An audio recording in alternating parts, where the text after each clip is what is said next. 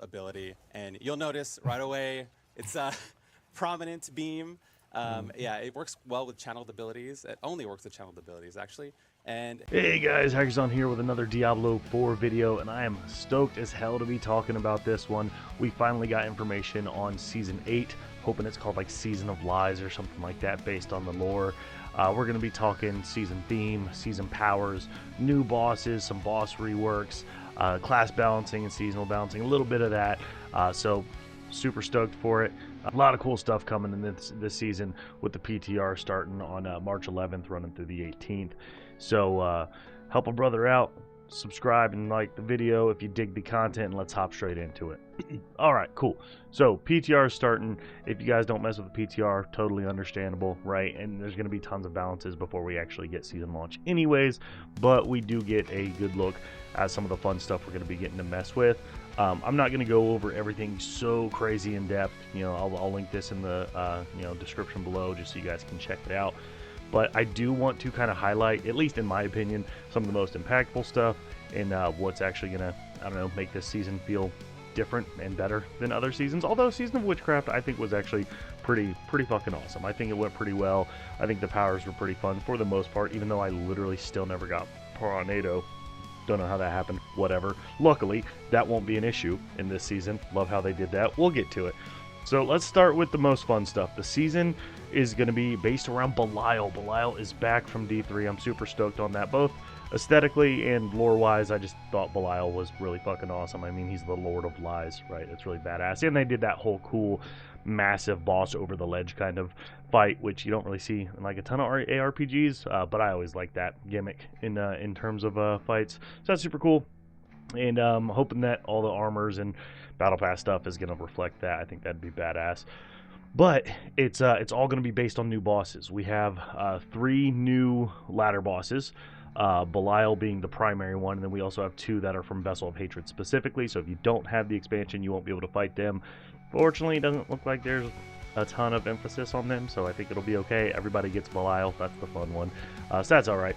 And then they're reworking how the bosses actually work. We'll get into that. And then we're going to be getting boss powers. Literally, from like every boss. World bosses included. I will make sure to throw some footage up. This stuff looks sick as hell. It's really awesome. And it kind of addresses an issue too. Like with Season of Witchcraft, a lot of those powers were very Witch Doctor inspired by D3. If you guys played that back in the day. And that was super cool with stuff like the Bat Swarms and the Hexes and Piranado, Sharknado, however the fuck you want to say it, which was cool. But if you weren't a D3 player, that's not very impactful for you. It's just some neat new graphics, right? Whatever. But these are bosses we've all been killing and farming for a long time now. So we get to, I don't know, enact that. That's an awesome power fantasy. So I'm super stoked on that. But let's go ahead and actually hop into it here. We're going to look at some of these boss powers. There's a ton of them. It's like 20 something. So we're not going to dive deeply into every single one, but show you guys some of the cooler ones. We'll talk about some of the new events, which is always just a recolored Helltide, right? Talk some of the boss reworks. We won't get too deep into the new legendary aspects and unique weapons. Look at some of them, but again, we're going to see how that balances out through the PTR anyways. Things like that. But there he is. Look at him in his majestic evil nature. Oh my god, he looks so fucking sick in D4. I am so hype on this. Hoping the fight's not going to be too easy. I mean, if it's a phased fight just like it was in D3, then at least we'll kind of be locked out of one-shotting him in half a second, which I don't mind that. I like being able to one-shot bosses that quick, and Dariel kind of annoys me a little bit because you can't, right? You gotta wait for him to do all his crazy wave things. But still, we'll see. It's at least a sick-looking boss fight, maybe for the first week, and then it's like, okay, cool, I want to kill him fast now. Either way, we're getting into these awesome boss powers, right? And I'll make sure to show you guys the user interface as well here. But if we look at this, there's 24 bosses across Sanctuary you can get powers from. Each boss power has 2 effects. You have a primary and a modifier. You can equip one primary power that's going to be doing the actual visible effect that's destroying shit, right? And then you have 3 modifiers, and these look like they're going to be a lot of fun, especially because some of these are just popping off nonstop. But I am curious what the balancing and build crafting is going to look like. I hope it's not something as simple as the witchcraft powers, where for the most part they all kind of found into fell into like what the main ones were, Piranado being like the big one, right? So curious to see some of those. We're going to get into these though. So can be acquired at any difficulty level. This is actually cool. These are going to come from the world bosses. We have Wandering Death's chest beam obtained after beating the world boss, right? And we go into what the actual effects are here. Channeling the skill, spawn a beam that deals some damage. Cool. If you use it as a modifier, your main boss power instantly does some executions, 15%. So that's pretty cool. I mean, the modifier is not like that fancy, but pretty cool. I think the bigger thing there is that it looks badass and it's got like a huge coverage area. So that's super sick. Ashava's Poison Breath. Again, just beat Ashava. Main, hitting an enemy affected by damage over time spawns a wave of acid. Deals a bunch of damage. Applies more poison. Cool. Modifier, once per activation, damaging the enemy with your main boss power, also applies 45% poisoning damage. Going to be great for poison builds, right? Especially if you're combining that with something like the Death's chest beam that goes crazy. And then we also have Avarice Explosive Ore. Again, just beat the world boss. Main, when you gain excess primary resource, spawn a piece of ore. After 2.5 seconds, a piece of ore explodes, dealing a bunch of damage. Spawn 3 pieces of ore at once. Modifier, activating your main boss power, spends all your primary resource to increase its damage by 1.5% times resource point spent. Sounds pretty cool. Sounds fun to play with if you're doing resource heavy stuff. But you get the point, right? Something I'm really excited about with these specific 3 is that, like, world bosses, I don't know about you guys, but like, I'll do them if I happen to catch them, but they're never worth it, man. Like, I never get anything good. The loot's always meh. I feel like I barely get uniques or even any GAs or anything like that. I don't know. I stopped being excited to do them unless it's specifically part of the seasonal journey where it's like defeat each world boss on the highest torment or whatever that looks like, right? So this is super exciting. At least to go grab them and slot them, even if you might not use them, you at least have the option. Maybe a balance hits and there's a new build where one of these becomes viable and you already have it because you went out of your way to grab it, level them up, something like that. It's a better reason to do world bosses, in my opinion. So I'm super stoked on that. We'll look at some of the other ones. That's Alex Talons. I don't even know why I'm going to try and pronounce some of this crazy Diablo lore stuff. Oh, Beastmaster's Training. That's an easy one. Let's go ahead and skip past some of these because, again, there's 24. This would be a long video if we covered literally every single one. But some of the more exciting ones right here must be acquired in Torment 1 or higher. Now we're getting into some of the stuff that we're very accustomed to farming out a lot. Well, minus the new one, right? Belial's Crystal Decoy, obtained after defeating Belial in a lair boss ambush. We'll talk about lair bosses in a minute. When you cast an agility, defensive, or macabre skill, spawn a crystal that taunts enemies and explodes after 3 seconds. That's okay. 3 seconds, it's not as fast of a build as I typically like, so I probably won't end up using something like that. But that's pretty cool. At least it's not fearing it like the modifier is, because, again, I think I mentioned this on my last video, don't run away from me. That's like the opposite of the point of good builds, in my opinion, unless you have like fear stacking damage. But either way, that's a modifier. I don't know that I'll use this one at all, but it's still pretty cool. Belial's new, obviously, that's new. Lilith's Wind of Hate, though, looks pretty cool. She does those stupid things that hurt in her boss fight whenever you're casting a skill, and that lasts 2 seconds, 250% physical damage. Cool. This looks awesome. Another reason to fight Lilith on top of getting your Resplendent Spark, right? Belial's Eye Beam sounds kind of neat. I mean, by name it sounds pretty cool, but I don't know how often I'm drinking health potions. If I'm in a area where I need to be drinking health potions, it's probably not something I'm super farming yet, because I'm probably going to be still working on build crafting or working my way up or something along those lines. So, remains to be seen on that one. And then we have Andariel's Flaming Skull. After standing still for a second, summon a skull for 4 seconds, rotates around you. Sounds okay. We got 24 to choose from, right? Beast in the Ice gets one, Grigor gets one, Zir gets one, Varshan, Uravar, Harbinger of Hatred. I think these are the 2 new ones from Vessel of Hatred, the masked dude, and then the wolf form of Mephisto. So if you're going to be limited out of those, it will be shitty if those are like 2 best in slot, right? That would suck, but we'll see. I doubt they'll do that. They know they'd piss a lot of people off if they did that. So tons of cool boss powers. Really sick stuff that I'm stoked for. And then if you see the actual user interface, looks super nice, right? Looks nice and creepy. Again, it all looks like it's themed off of Belial. You'll actually see that top slot there is your main slot for whatever boss power you want to trigger, and then those 3 other bottom slots are going to be about modifying. You see the powers, you see them leveling up, and we'll see what the farming looks like for that. All right, so hopping into the actual gameplay mechanics that we can see and anticipate a way to interact with seasonal reputation or whatever that might look like, right? We have deadly apparitions. These are incursions, and they're going to be happening all around Sanctuary. It says every few minutes. If we look here, you must call them from your home by participating in the new apparition incursion event. Any character playing on any difficulty can participate in this event. The event occurs in different parts of Sanctuary Wilderness every few minutes, so keep an eye out on your map for its current location. I am curious about that. Obviously, the big color-coded Helltide-like events are pretty easy to see, and they got them in so many different spots. But things like world bosses and stuff, in my opinion, and Legion events, they still don't have great visibility on the map. So unless you're playing, like, you know, with second monitor up and you got like world boss timers and stuff like that going, I don't know, especially if it's every few minutes. I hope they have good visibility on that. So we'll see. This looks like a cool way to encounter some of these bosses and some neat events. I mean, what's the reality that it's just, again, going to be another Helltide type event that we're just throwing our head against until we get whatever it is we need, right? But I'm excited for it. You know, new coat of paint, some new boss moves. We'll see.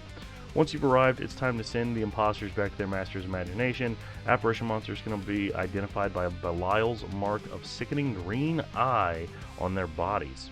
Sounds gross. Cool. Cutting deeply through the monster's ranks will force 1 to 10 apparition bosses to hunt you down. Killing them will provide you with their unique boss power.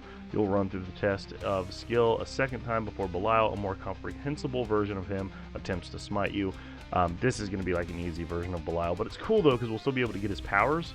And if you remember when we were talking about the powers, there were 2 different Belial ones, so I'm sure one's going to be not near as good, and that's going to come from this weaker version of him in these events before you actually do the lair boss version of him. So, cool way to unlock the boss powers, well, especially during the leveling phase. Obviously, leveling phase is always the most tedious, so that should be fun. I'm excited for that. I have high hopes here. Let's talk lair bosses and the way that they changed them here. So, bosses formerly known as in-game or ladder boss have been broken up into 3 tiers. We got Initiate, Greater, and Exalted, and that's going to have variation in rewards. Let's break them down. We know all these, right? Initiate lair bosses, we got Beast and Ice, Grigor, Lord Zir, Varshan, and Urovar. This is one of the new ones, available for Vessel of Hatred owners only again. So hopefully he's not too cool. Then we have Greater lair bosses, Andariel, Duriel, and Harbinger of Hatred. Again, this is that wolf form of Mephisto from Vessel of Hatred. So, but again, these 2, right? We've done Andariel, we've done Duriel, so we're used to that. And then Exalted lair bosses, that's going to be Belial. So I'm hoping that's a cool big fight that at least takes us a few days to work around with, you know, at least for a little bit of fun. It does say you must be on Torment difficulty 1 or higher to fight any lair boss. And the way loot works is, I think this is for the better. I think this is a good quality of life change. Lair bosses no longer require boss materials to summon and provide a vastly reduced ward upon death. Instead, when a lair boss dies, a chest will spawn containing its loot. Then each player must individually spend boss mats to open up their loot. And the boss mats, those are the typical boss mats that we're used to, your Malignant Hearts and things of that nature, right? First unique item dropped by lair boss will come from their unique loot pool, so we can still use like Icy Veins or Max Roll for that loot pool when we're farming specific uniques. Further unique items will have a 50% chance to be from the general unique pool. 50% seems a little bit high. I usually get pretty lucky in target farming. We'll see if that remains the same.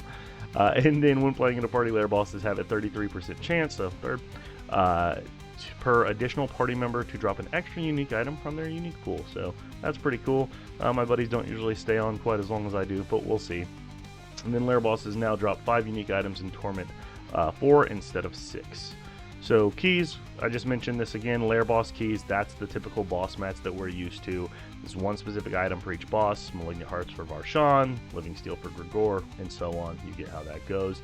All initiate lair bosses have the chance to drop a Stygian Stone, which can be converted into any greater lair boss key of your choice. And then look at this. This is probably the hottest piece of this. Lair boss keys can stack up to 99. Thank God, that's so nice. Why? Every stack should just be like 999 times a billion, dude. I don't understand. Maybe it's annoying from a coding perspective and like I'm being a dick. I don't know. But that's super sick. Love that.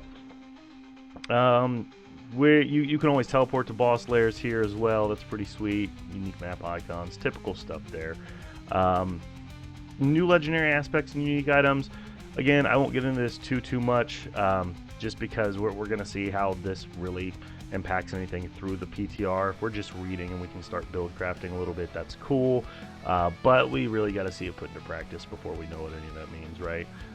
Take a quick look. Barbarian's got some new stuff. Every 12 seconds, your X Mighty Throw detonates its pulse.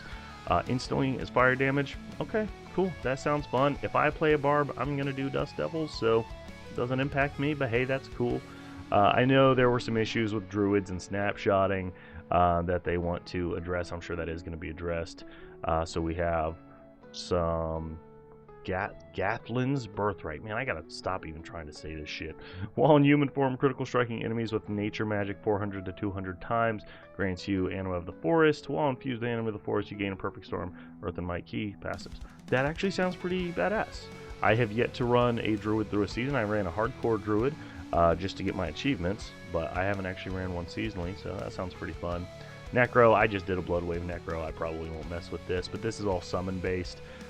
Summons damage afflicted enemies with Vampiric Curse, and then eventually you can explode it. So pretty cool stuff there. Again, I don't want to talk too much about the new legendaries and uniques or any kind of affixes, but PTR stuff. If you haven't done a PTR before, it's just a way to allow us to interact with the new mechanics.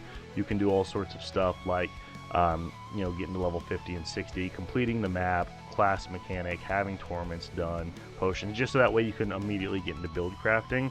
But again, I don't ever think that's like too hugely important, because it's all going to get changed with the data they get from the PTR anyways. So it's sometimes fun to get an idea of what you're going for, maybe new builds based on new affixes and uniques, but it's hard telling, especially, and this was the last bit I wanted to talk about here, their idea for class balancing in seasons now is changing a little bit.